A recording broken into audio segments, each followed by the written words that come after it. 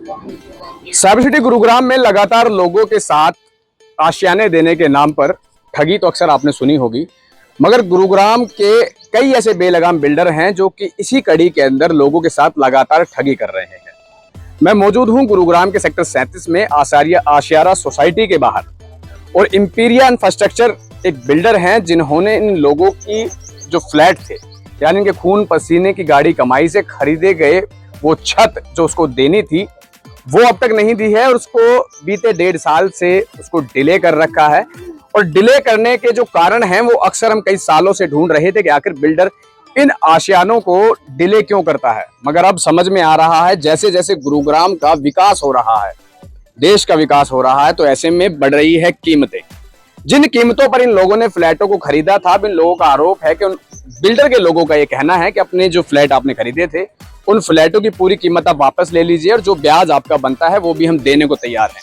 आखिर बिल्डर इतना अच्छा काम करने के लिए तैयार क्यों हुआ, इसके पीछे की पूरी कहानी और पूरा गणित हम आपको समझा दें कि जिन लोगों ने इन जमीनों को, इन फ्लैट्स को खरीदा है, उन लोगों की आज के समय उनके फ्लैट की कीमत कई गुना ज्यादा हो चुकी है। मगर ब्याज के अकॉर्डिंग अगर बात करेंगे तो वो जो कीमत है वो उतनी नहीं होगी जितनी आज मार्केट वैल्यू इनके फ्लैट्स की हो चुकी है। तो बिल्डर चाहता है कि मैं साफ सुथरा बना रहूं, कोर्ट में अगर मामला जाता है या किसी एजेंसी के पास मामला जाता है तो वो एजेंसी उठा करके ये फैसला कर दे कि उनके पैसे उनको वापस दिए जाए, ब्याज सुधा दिए जाए, जो कि अमूमन होता है। मगर लोग जो है वो नहीं चाहते कि ऐसा हो। लोग क्या चाहते हैं उसे जानने के लिए हम लोगों से बात करेंगे, आखिर कितना पैसा फंसा है, ये कौन सा बिल्डर है बेलगाम जो इस तरीके से लगातार चूना लगा रहा है, गरीब आदमी की जेब को भी काट रहा है, साथ ही साथ विभागों को भी दांव पेच में फंसा रहा है। गौतम जी, सबसे पहले हम आपसे बात करेंगे। गौतम जी बताइए, ये शुरुआत, इस धोखाधड़ी की शुरुआत कब हुई थी, यानी कि कब आपने सबसे पहले बुकिंग अमाउंट जो है, साइनिंग अमाउंट जो दिया था बिल्डर को? हम 2018 में फ्लैट बुक किया था, तो उस टाइम पे हमने 20% जो देना होता है इनिशियली वो देके हमने बुक किया था। बुकिंग के बाद फिर जैसे ही हम साइड पे आते आते देखते हैं और बिल्डर जिस तरह से काम कर रहा है, तब से पता चल गया था बिल्डर हमें धोखाधड़ी करने वाले हैं। अब किस तरह की कॉल्स आप लोगों के पास आ रही हैं? हमारे पास अभी 1 महीना से कॉल आ रहा है, जो आप आइए ऑफिस में, आपसे मीटिंग करना है, आपका फ्लैट का हैंडओवर देने के लिए मीटिंग करेंगे। लेकिन जब मीटिंग में आते हैं वहाँ पे ये डिस्कशन होता है कि आप फ्लैट को सरेंडर कर दो और फ्लैट कैंसिल कर दो, आपका जो भी ब्याज बनेगा वो आपको दे देंगे। किस कैटेगरी के फ्लैट्स? अफोर्डेबल हैं, डीलक्स हैं, प्रीमियम? अफोर्डेबल फ्लैट है। ये प्रधानमंत्री आवास योजना का तहत फ्लैट है और इसमें 3 BHK और 2 BHK दोनों शामिल है। मतलब ये कहा जा सकता है प्रधानमंत्री आवास के नाम पर भी धोखाधड़ी चल रही है? बिल्कुल बिल्कुल बिल्कुल। क्या कीमत अदायगी की थी आपने? कीमत जब हमने बुक किया था वो 23 लाख करीब था, और आज फ्लैट की कीमत 50+ हो चुका है, 50 लाख से ज़्यादा हो गया। तो जिसके चलते बिल्डर चाहते किसी तरह फ्लैट अपना हाथ पे आ जाए और फिर और किसी बिल्डर जो सरेंडर करने की बात कर रहा है, आप सहमत हैं उस बात से? बिल्कुल नहीं है, क्योंकि हमारा जो खून पसीने कमाई का पैसा है जो हमने लगाया, उसका कारण नहीं था हमें फ्लैट चाहिए, और आज 5.5 साल के बाद हमें फ्लैट चाहिए, हमें पैसा नहीं चाहिए।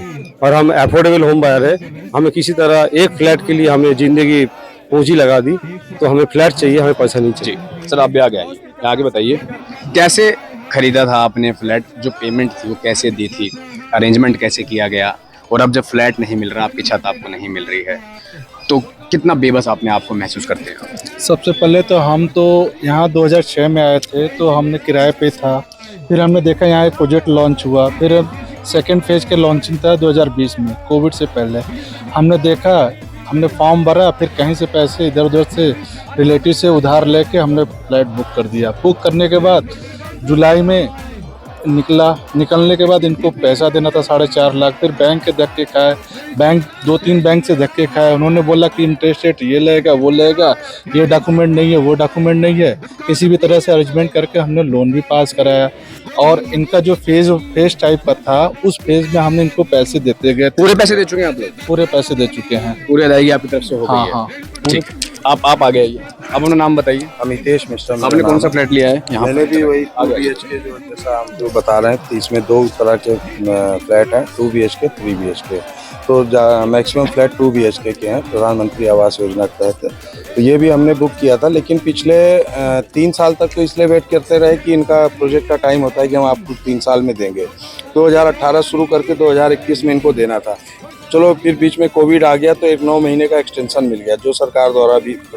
लेकिन 22 के बाद से पिछले 2 सालों से अगर हम देखें तो इन्होंने उस यहाँ पे साइट पे कोई भी काम नहीं कर रहे हैं, केवल दिखाने के लिए जो है सरकारी तंत्र को, क्योंकि इनको ऑडिट और ये सब भी दिखाना होता है, तो वो उस केस में वो 10-20 लेबर को रखते हैं। पेमेंट इन्होंने बैंक से भी पूरा ले लिया है, मतलब बैंक हमारे थ्रू बैंक से ले लिया पूरा पेमेंट, और आज हम इंटरेस्ट भी दे रहे हैं, आज हम किराया भी दे रहे हैं और हम मकान भी नहीं दे। तो हम 3 जगह से जो है नुकसान दे रहे हैं। अब इस बीच में पहले इसने क्या किया कि पार्किंग बेचने का प्रयास भी किया था 2 साल पहले।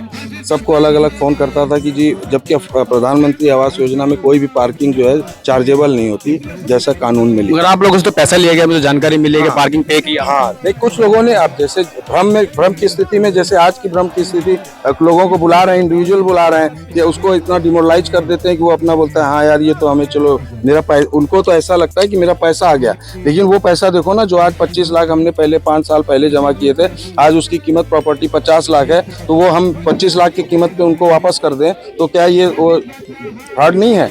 और ये फ्रॉड सारा प्रशासन और सरकारी तंत्र। आप भी आइए, आप मुझे बताएं कि इस अपनी समस्या को लेकर के आप कहाँ तक पहुँचे हैं, यानी कि मतलब किस विभाग के पास आपने उसका दरवाज़ा खटखटाया और दरवाज़ा खुलने के बाद कौन मिला आपको? क्या ठीक है, हम लोग सब मिलकर के, गौतम जी, अमरीत जी सब मिलकर के, एचरेरा, STP, मल्टीपल मीटिंग हुई थी वहाँ पे।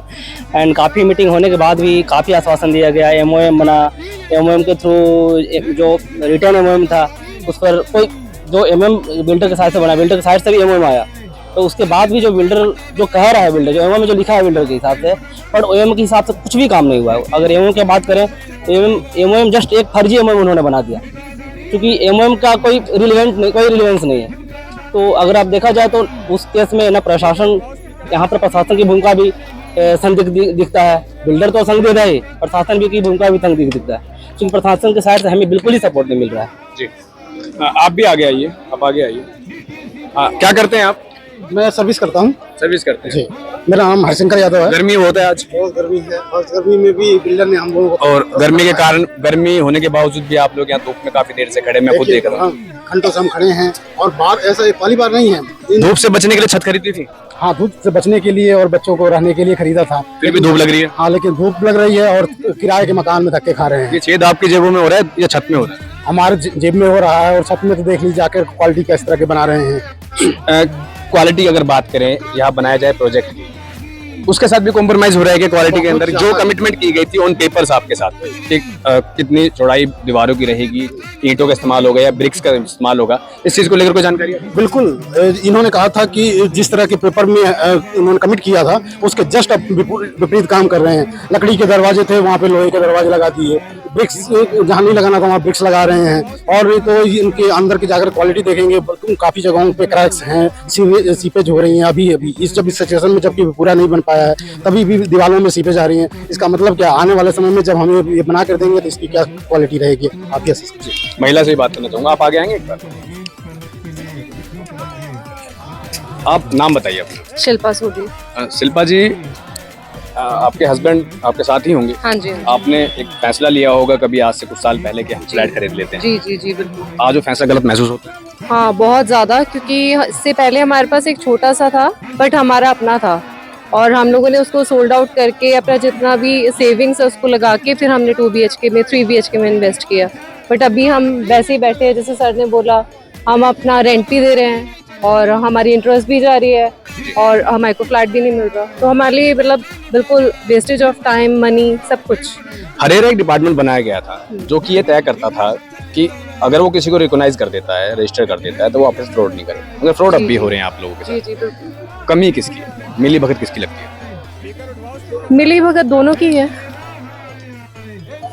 जी, दोनों तरफ। सरकार ज़्यादा रिस्पॉन्सिबल है, क्योंकि अगर हमारे को बैकग्राउंड हमारा स्ट्रांग होगा तो हमारे को इतनी ज़्यादा प्रॉब्लम आनी ही नहीं चाहिए। अगर सरकार ने ये चीज़ स्टार्ट की है तो ये उनका इनिशिएटिव होना चाहिए कि इस चीज़ में इतना ज़्यादा परेशान ना हो, क्योंकि सारे मिडिल क्लास फैमिली है, सब इतने ज़्यादा परेशान हो रही है, होना ही नहीं चाहिए। पैसा रिफंड करने की बात बिल्डर करता है कि पैसा रिफंड कर दिया जाएगा, सहमत हैं आप? नहीं, वो पैसा रिफंड भी नहीं करेंगे, और अगर वो कर रहे हैं तो उसके पीछे डेफिनेटली कोई ना कोई बहुत बड़ा लूप होल है। मेरे पीछे ये लोग हैं, आप इनके चेहरे देख लीजिए, ये वो लोग हैं जो कि एक उम्मीद के साथ गुरुग्राम में आए और गुरुग्राम में आकर के इन लोगों ने ये सोचा कि एक छत ऐसी खरीदी जाए जो उनको सर्दी, गर्मी, बरसात हर चीज़ से बचाए, अपने बच्चों का पालन पोषण कर सके। मगर आज वो बच्चे जो जिन बच्चों को शिक्षा लेनी चाहिए, वो बच्चे आज हाथों में पोस्टर लेकर खड़े हैं। इन बच्चों को ये नहीं पता कि डिपार्टमेंट कौन सा होता है, फ्लैट कैसे खरीदे जाते हैं, मगर इनको एक बात जरूर पता है कि कोई ऐसी चीज़ है जो उनसे छीनी गई है, जिसको लेने के लिए वो यहाँ खड़े हैं। ये वो लोग हैं जो कि अलग अलग इंडस्ट्रीज के अंदर काम करते हैं, कोई अपने घर को कैसे चलाता है वो इनका दिल जानता होगा, मगर पैसा सबकी जेब से एक समान गया है, यानी कि सबके साथ एक काम जरूर हुआ है, उसे कहते हैं ठगी, धोखाधड़ी।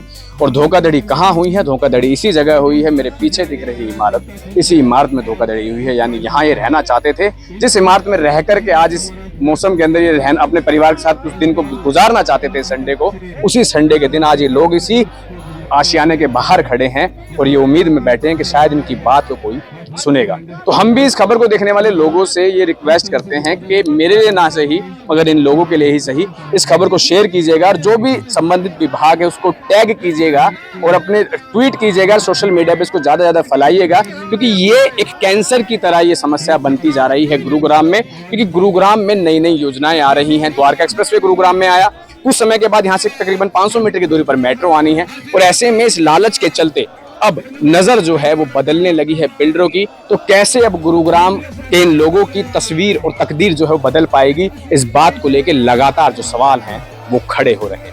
मैं आपसे अलविदा चाहूंगा, मैं मोहित कुमार और आप देख रहे थे हमारा न्यूज चैनल न्यूज एंटीना, और हमारे चैनल को सब्सक्राइब कीजिएगा, साथ ही साथ फॉलो कीजिएगा, जिससे कि ऐसे लोगों की आवाज मैं खुलकर उठा सकूं। धन्यवाद।